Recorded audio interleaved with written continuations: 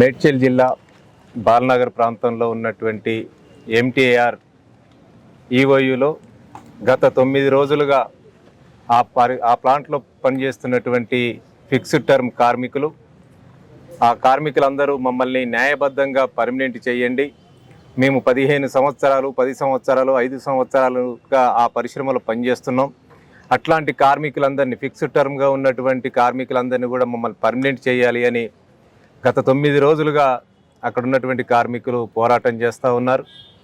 వారు చేయడానికి పోరాటం ప్రధానమైనటువంటి కారణం అక్కడ ఉన్నటువంటి ఆ పరిశ్రమలో పనిచేస్తున్నటువంటి కార్మికులకి కనీస వేతనాలు కూడా ఇవ్వడం లేదు. దాంతోపాటు వాళ్ళు చేస్తున్నటువంటి అదనపు పనికి సుమారు ఒక నెలలో ఒక కార్మికుడు 222 గంటలు పనిచేసినటువంటి పరిస్థితి కూడా ఆ పరిశ్రమలో ఉంది. అంటే ఆ లెక్కన చూసుకుంటే రోజుకి 16 గంటల పాటు ఆ కార్మికుడు పనిచేస్తున్నాడు. కానీ 16 గంటలు కార్మికుడు పనిచేస్తున్నటువంటి ఆ కార్మికుడికి వచ్చేటటువంటి వేతనం కానీ ఇచ్చేటటువంటి ఓటీ కానీ సింగిల్ ఓటీ మాత్రమే ఇస్తున్నటువంటి పరిస్థితి. అంటే మేము ఈ లెక్కలు వేసాం. మొత్తం 300 మంది ఫిక్స్డ్ టర్మ్ కార్మికులు ఎవరైతే ఉన్నారో వాళ్ళు చేస్తున్నటువంటి వేతనాన్ని సరాసరిగా 20,000 రూపాయలు ఓటీ లెక్కేస్తే సుమారు నెలకి 60 లక్షల రూపాయలు ఓటీ రూపంలో కార్మికులకు ఇవ్వకుండా యాజమాన్యం ఒక ఈఓయూ యూనిట్లోనే యాజమాన్యం దోసుకుంటున్నటువంటి పరిస్థితి కనబడుతోంది. ఎంత దారుణమైనటువంటి పరిస్థితి అంటే 60 లక్షల రూపాయలు కార్మికులకి ఓటీ రూపంలో ఇవ్వాల్సినటువంటి డబ్బులు ఇవ్వకుండా తను జోబులో వేసుకుంటున్నటువంటి పరిస్థితి కనబడతా ఉంది. ఈరోజు ఫిక్స్డ్ టర్మ్ కార్మికులు వాళ్ళు చేస్తున్నటువంటి పనికి వాళ్ళకి ఉద్యోగ భద్రత లేదు. ఆ పని చేస్తున్నటువంటి ఆ పని ప్రదేశంలో కూడా గౌరవప్రదమైనటువంటి పద్ధతి కూడా అక్కడ లేనటువంటి పరిస్థితి కూడా ఉంది. అరే ఒరే అని తిట్టడం, అక్కడ వాళ్ళు పనిచేస్తున్నటువంటి సందర్భంలో మరింత ఒత్తిడి చేసేటువంటి పరిస్థితి కనబడతా ఉంది. అది మొత్తం వెల్డర్కు సంబంధించినటువంటి కార్మికులు ఎవరైతే ఉన్నారో వాళ్ళకి చేతులు వెల్డింగ్ చేసే సందర్భంలో వాళ్ళకి సేఫ్టీ పరికరాలు కూడా లేనటువంటి పరిస్థితి కూడా ఉంది. అనేక మందికి గాయాలైనటువంటి పరిస్థితి కూడా ఆ పరిశ్రమలో ఉన్నటువంటి పరిస్థితి కూడా కనబడతా ఉంది. అంటే వేతనాలు లేవు, ఉద్యోగ భద్రత లేదు, అదనపు ఓటీ లేదు, ఇలా అనేకమైనటువంటి సమస్యలు ఆ పరిశ్రమలో ఉన్నాయి.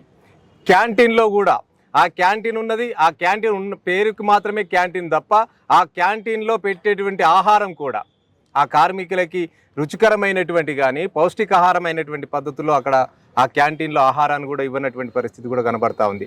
అందుకే ఇట్లాంటి పరిస్థితిలో ఇంత దోపిడీని అనుభవించినటువంటి కార్మికులు, అక్కడ ఉన్నటువంటి ఫిక్స్డ్ టర్మ్ కార్మికులు మొత్తం బయటకు వచ్చి మా సమస్యలు పరిష్కరించండి అని 9 రోజులుగా పోరాటం చేస్తూ ఉన్నారు.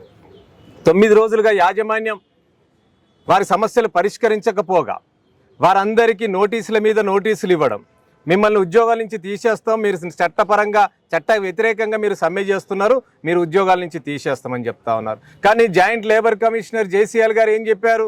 7వ తారీఖు నాడు మేము మేనేజ్మెంటు కార్మిక సంఘాల చేత మేము జాయింట్ మీటింగ్ పెడతామని చెప్పాడు.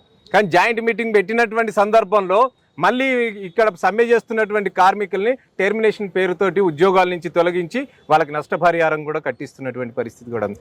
అంటే ఒక జేసీఎల్ గారు జాయింట్ మీటింగ్ని ఏర్పాటు చేసిన సందర్భంగా కూడా దృష్టిలో పెట్టుకోకుండా కార్మికుల్ని టెర్మినేషన్ చేయడం అనేది చట్టవిరుద్ధంగా ఉన్నటువంటి పరిస్థితి. అందుకే యాజమాన్యము ఆ పరిశ్రమలో పనిచేస్తున్నటువంటి కార్మికుల పట్ల చట్ట వ్యతిరేకంగా అనేక పద్ధతుల్లో వాళ్ళని దోచుకుంటున్నటువంటి పరిస్థితి కూడా కనబడతా ఉంది. అందుకే ఈరోజు కార్మికులు తమ కడుపు బాధని బయట పెట్టుకోవడం కోసం, సమస్యల పరిష్కారం కోసం 9 రోజులుగా సమ్మె చేస్తూ ఉన్నారు. ఇప్పటికైనా యాజమాన్యం సమస్యలు పరిష్కరించాలి. యాజమాన్యం సమస్యలు పరిష్కరించకపోతే లేబర్ డిపార్ట్మెంటు ప్రభుత్వం కూడా జోక్యం చేసుకొని అక్కడ పనిచేస్తున్నటువంటి ఫిక్స్డ్ టర్మ్ కార్మికుల యొక్క సమస్యల్ని పరిష్కరించాలి, వాళ్ళని పర్మనెంట్ చేయాలి, వాళ్ళకు అదనపు పనికి డబుల్ వేతనం ఇవ్వాలి, బోనస్ ఇవ్వాలి, క్యాంటీన్ సౌకర్యం సరైన పద్ధతిలో ఉండాలి, గౌరవప్రదమైనటువంటి పని ప్రదేశంలో కూడా గౌరవప్రదంగా ఉండాల్సినటువంటి అవసరం ఉంది. అందుకే మేము Telangana state fixed term non regular employees union సిఐటిగా యాజమాన్యాన్ని డిమాండ్ చేస్తున్నాం.